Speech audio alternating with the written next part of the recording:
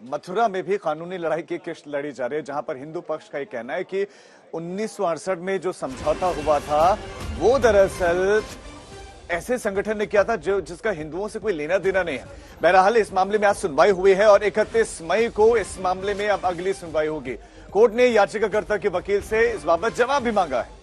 तो ये बड़ी खबर आपको दे दें, केस को लेकर वकील से जवाब मांगा गया है। 31 तारीख को इस मामले में अब सुनवाई होगी।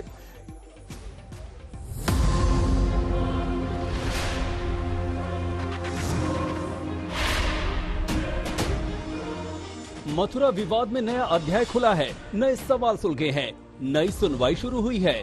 मथुरा की अदालत में एक बार फिर बहस इन सवालों पर शुरू हुई है कि क्या ईदगाह की जमीन श्री कृष्ण जन्मभूमि की है? क्या 1968 में दोनों पक्षों के बीच हुआ समझौता अवैध है? क्या 1968 का समझौता धोखे से किया गया? मथुरा की अदालत में 1968 के समझौते को चुनौती दी गई। कुछ हिंदू संगठनों की अर्जी पर आज बहस शुरू हुई तो अदालत ने याचिकाकर्ता के वकील से कुछ सवालों के जवाब मांग लिए। उनमें सबसे बड़ा सवाल यही था कि जब एक आदेश पहले आ चुका है तो दोबारा केस का क्या औचित्य है। याचिकाकर्ता ने इस सवाल का जवाब के लिए वक्त मांगा तो कोर्ट ने सुनवाई की अगली तारीख 31 मई तय कर दी।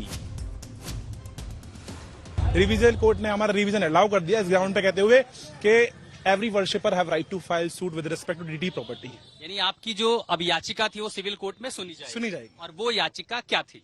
याचिका यही थी कि कोई भी एक्चुअली बेसिकली जो लिटिगेशन था, सोल लिटिगेशन था with respect to the any which was there was a compromise which was 1968 का 1968 कॉम्प्रोमाइज, उसको हमने चैलेंज किया कि that was not in the interest of DT.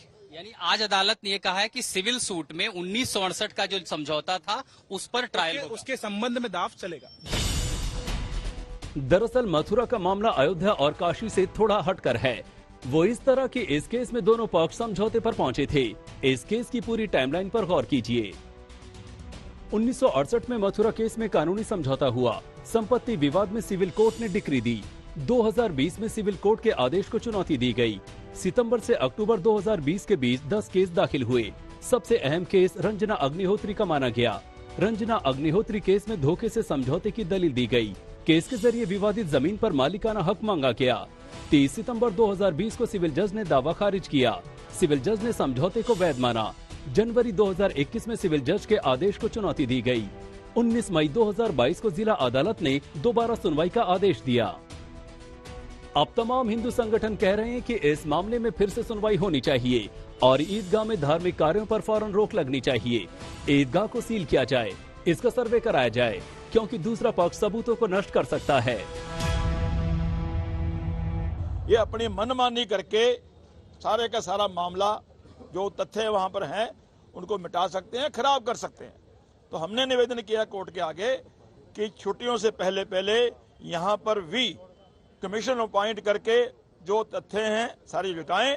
मुस्लिम समाज पूरा ये कोशिश कर रहा है कि जो 1 महीने का समय अभी कोर्ट बंद होगी और कोर्ट ने दिया है, इस 1 महीने के दौरान में उस ढांचे में अनेक तरीके के वो बदलाव कर सकते हैं। जो हमारे हिंदू प्रतीक चिन्ह हैं उनको मिटा सकते हैं, अपने कुछ नए प्रतीक चिन्ह उसमें बना सकते हैं।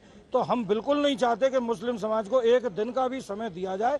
तो हमने पुनः कोर्ट से ये निवेदन किया है कि वो तुरंत वहां पर सर्वे कराने का, वीडियोग्राफी, फोटोग्राफी कराने का आदेश दें। मथुरा केस की सुनवाई में पूजा के अधिकार का भी मसला शामिल है। हिंदू पक्ष की दलील है कि ये मामला 100 साल से पुराना है, इसलिए वर्शिप एक्ट में भी नहीं आता। मथुरा से मदन गोपाल शर्मा और अनिशा माथुर के साथ आज तक ब्यूरो।